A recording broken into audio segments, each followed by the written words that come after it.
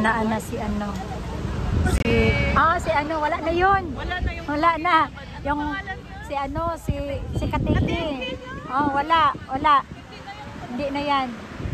Iba na yan. Oo.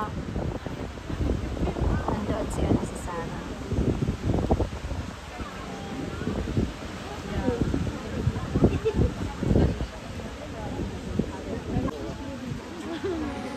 Ang behave nila lahat, oh. Heart. Ang behave nila lahat. Dapat behave. Oo. Ikaw na magsabi. Ito na si VP, Sarah.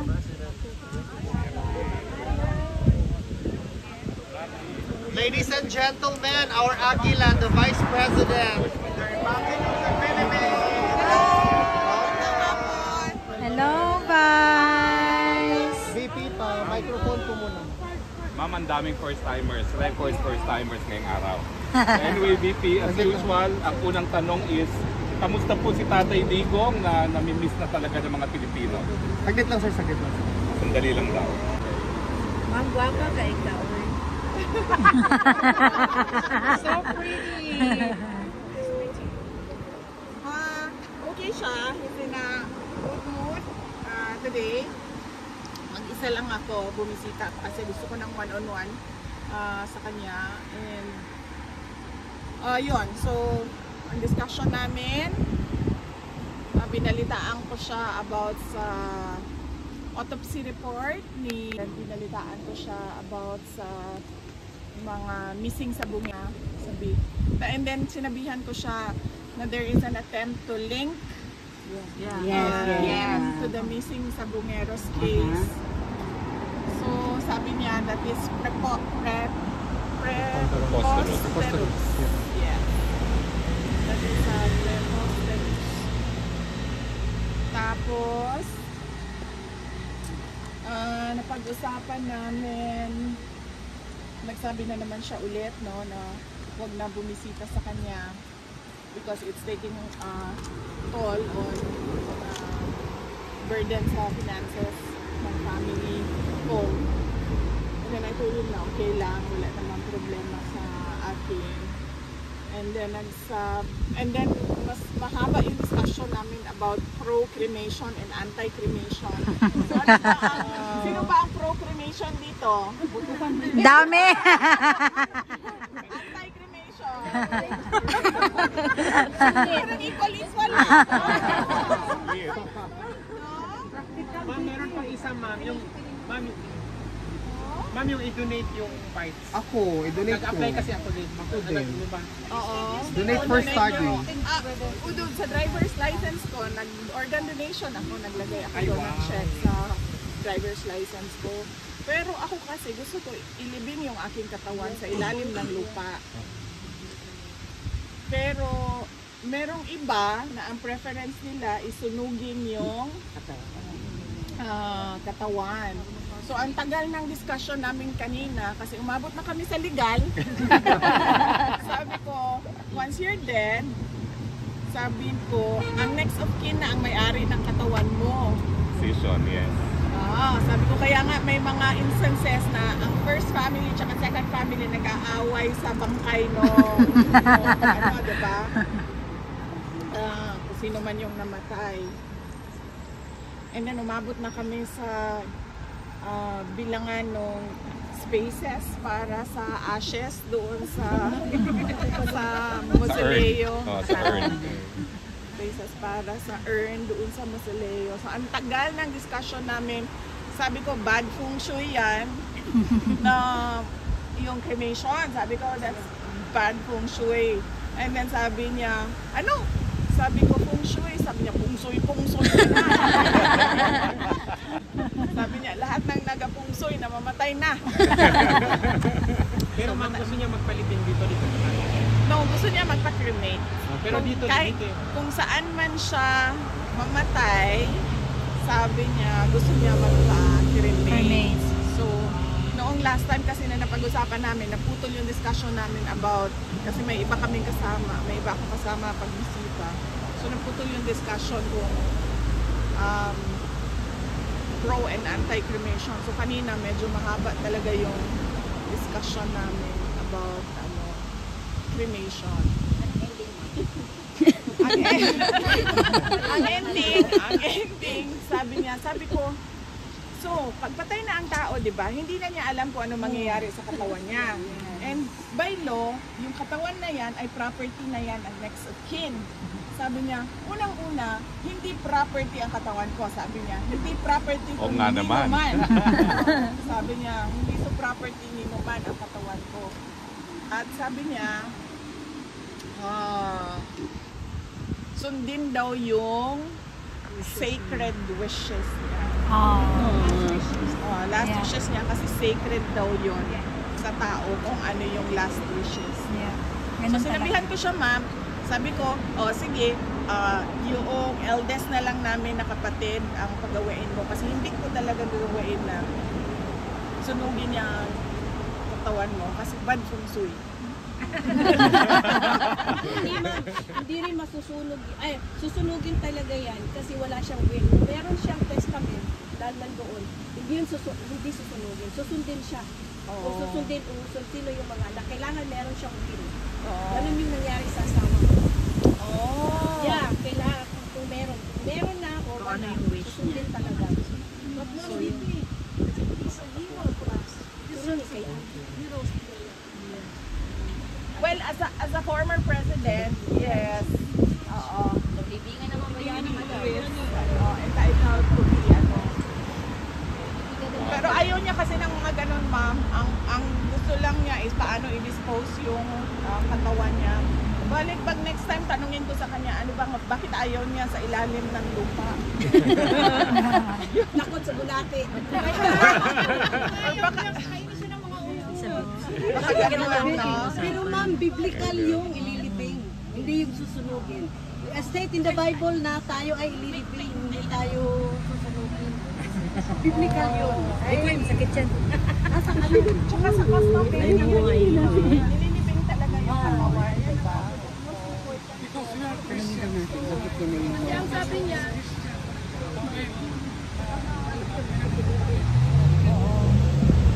Anyway, ma'am, Yes. So yun yung discussion namin. And wala siyang message ngayon. Kasi tumagal yung discussion namin kanina about that. And then sinabi ko sa kanya, bakit pag si Kitty or si kuya ko ang kausap mo, parang naiiyak sila na bukas mamamatay ka na. Sinabihan ko yun sa kanya kasi bakit iba-iba yung assessment namin, yung assessment ng ni Kitty tsaka ng kuya ko, mamamatay ka na. And then ako, parang sa tingin ko, hindi ko pa mamamatay. Sa kanya. And then sabi niya, no, melodramatic lang daw ang take nung dalawa sa sinasabi niya. Pero death daw is something that should be discussed because it will happen. Ganyan, hindi natin alam kung kailan. Pero sabi niya, pero dapat pag-usapan. So yun yung ma'am, ano yung reaction niya dun sa Tantoco medical report na it's cocaine effect and yung fact na the police report says that the first lady must have been in the area where the death happened. May reaction si DRRG. Wala siyang nasabi about that kasi nag-dovetail ka agad yung missing sa Bungero na topic. So doon siya nakakomment na preposterous daw yung attempt to link him to the missing Sabongeros and the bones or the bodies in Taal Lake. Your reaction, ma'am, to the same issue? Because Senator Marcos called for transparency. They should reveal daw the details of the whereabouts of the first lady. Nag-ano na ako, di ba? Nag-comment na ako yan before pa. So, I don't think kailangan ko ulitin yung comment ko about yung official cause of death. Dati. Ako daw nagpasimuno ng fake news. Pero kasi yung hawak-hawak namin na papel, galing talaga siya doon sa hinila siya sa loob. Ma'am, question. Alam ba ni PRRD na merong senators na who actually propose a resolution for him to be under house arrest na lang sa Pilipinas with respect to the interim release? So, as I said, only the lawyer can comment on the Senate resolution, whether it will be useful for the case or it is not useful for the case. But the family is praying for interim release. What is your reaction, ma'am, with respect to the move of these three senators? Well, we thank them.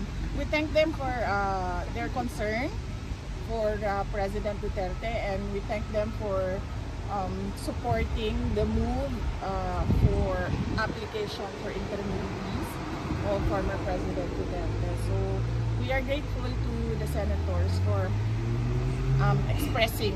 Were you also able to bring up to the former president on upcoming events on the 19th of July? Yan ang nakalimutan ko. Because right now it's a coordinated effort na. Kasi passionate na talaga ako kanina sa pro. Passionate na talaga ako sa pro-cremation ko kanina na argument. So nakalimutan ko na naman sabihin sa kanya na merong pangyayari na event sa Saturday. Nagtatanong pa ba ho siya kung may tao pa rin dito? Nabanggit ko sa kanya kanina. Hindi siya nagtanong. Ako yung, saan si ma'am? May kasama ko kanina sa bus. Ayan. Kasama kami kanina ni ma'am sa bus. So pag upo ko, nabanggit ko kay PRD na kasama ko si ma'am since noong March. At ang kinamusta lang ni ma'am ay si Kateki. At si PRD. Kamusta ni ma'am? Kamusta na si PRD and kamusta na si Kateki? On that particular note, ma'am, how is PRRD? He's okay. He's alive naman, no? He's alive. Alert, no? And he was very animated in the discussions kanina. Isang beses ko pa lang siya nakita na Parang down or something. nung pangalawang visit ko. Yun lang.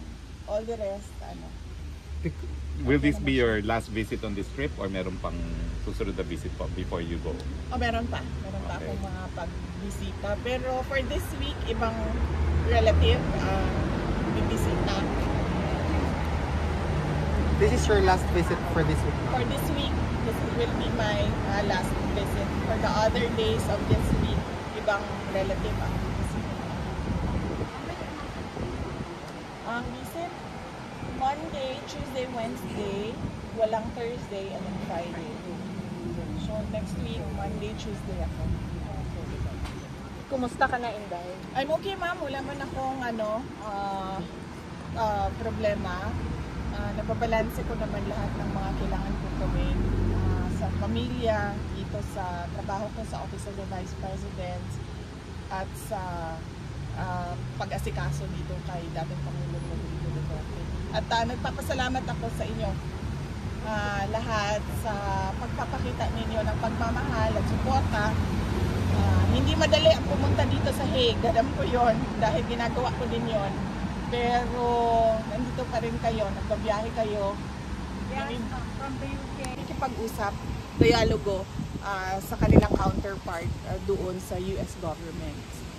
Any expectations po sa upcoming visit ni PBBM sa US? And do you think the LA incident will affect this visit?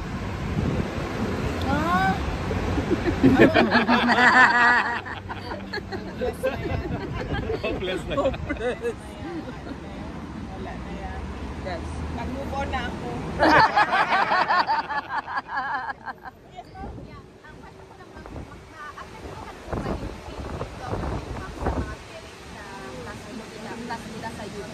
Yung trade, yes ma'am, yung trade, maapektuhan talaga yung trade natin. Hindi natin alam kung gaano kalaki kasi hindi naman natin nakikita yung value sa ngayon. Pero yung trade, yes, meron talagang well, sana hindi. Sana maganda yung preparation ng economic team ng ating administration. Question the impact. VP Inday, what is your reaction that it seems that lahat na lang ginagawa nila to link the Dutertes with all the things that's happening right now, particularly yung sinasabi nila ngayon, recently yung missing Sabongeros incident. There seems to be an effort to put the Duterte family name, again, as I mentioned before, down to the Manito, but you keep on bouncing back. What's your reaction to that, VP? Well, it is expected because we saw it early on with their attacks to my office. No? So that was September 2023. September 2023. It started September 2023. But even before that, during the campaign,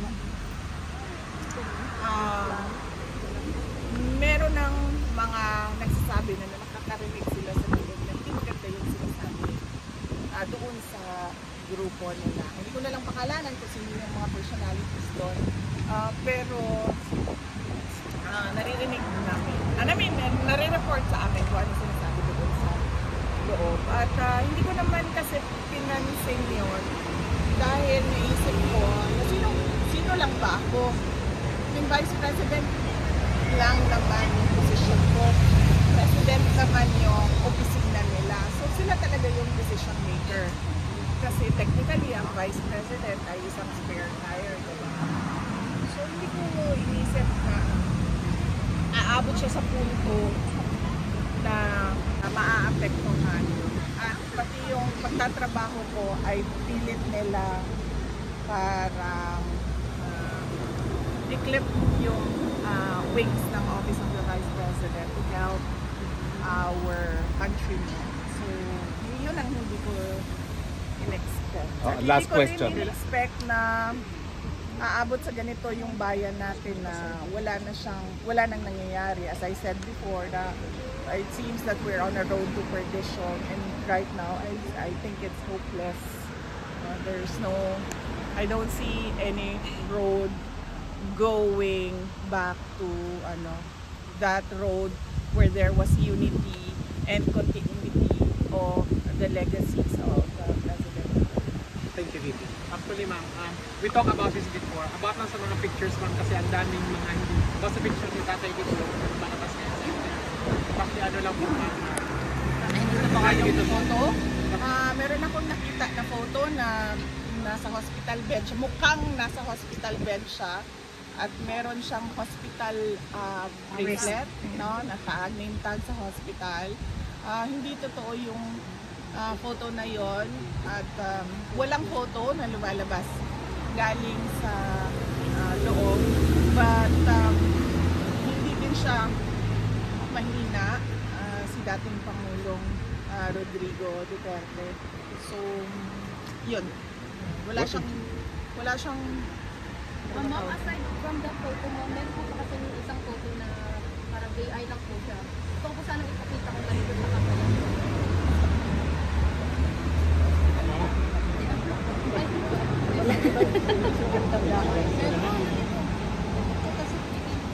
Ganito mo sa ano. Sobra na po. Nasobraan ka. At least madam, makuha po sa mga tao nga, di siya inani kakuan. Dili ang anak ko. Thank you, VP. So, ma'am, walang photo na release ni PRRD from the detention. Wala. Ma'am, why can't you not release a picture of PRRD? Hindi pwede. Hindi pwede? Bawal yan. I see. Bawal talaga yun. Hindi pala pwedeng ano. No. Wala talaga. Can I say something? Ma'am, any updates about the possible medical bulletin and possible picture? Wala pa. After our meeting this afternoon, I will meet the lawyer and then discuss about the photo and the medical bulletin. Okay. That is even possible. I just want to say something. I believe that winner never quits and quitter never wins. What assurance you could give us that who will be our president in the 2020? We are waiting for that assurance. You will be our president in 2020. Aga pa. I would like to thank you for your support, your trust and confidence in me. And in time, we will get there. Yes. That is the best assurance. Okay, ma'am, maraming first-timers, so do you have time for photos po? Can I really ask everyone to give way muna sa mga first-timers? This way, please. This way. First-timers.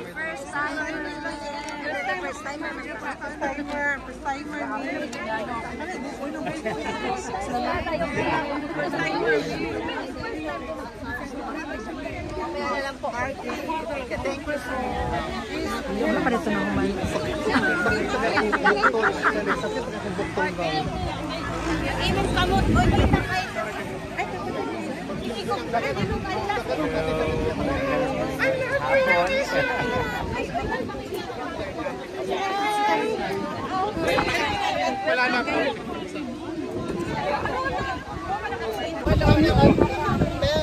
Saan yung pera? Kaya ka nakapicture sila muna. Go.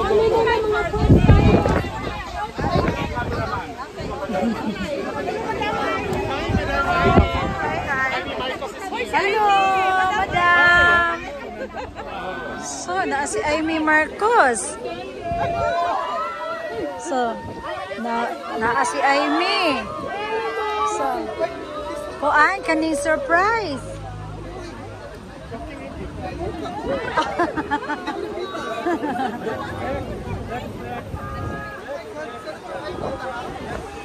Naa si Amy.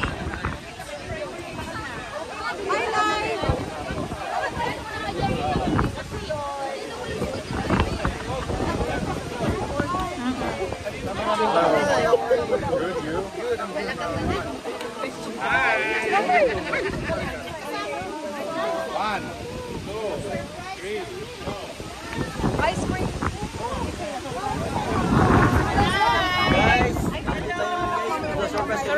Guys, andito si Amy. Ayan na si Amy. Surprise, ha? Grabe.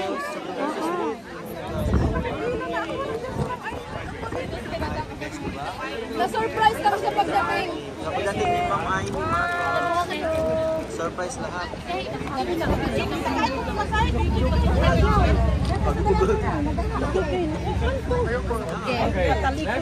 Diyan ka lang. Yan. Ayaw kumana lang. Ay, na-surprise ka na tayo. Okay, next. Ito ba camera na? Okay, ready? Wait, ma'am. Sila muna po. Grabe, nakaalis ako sa likod. 1, 2, 3, Agi na sa kong likod. Dang. Okay ko, kabantay. go. Pumayat ka na daw, attorney. Ano pa magagawin ko? Alam mo, mic from dito. Athletic na drama. Oh, yan. One. Tumugi, Ang dabi dito tabi. Palinya tabi.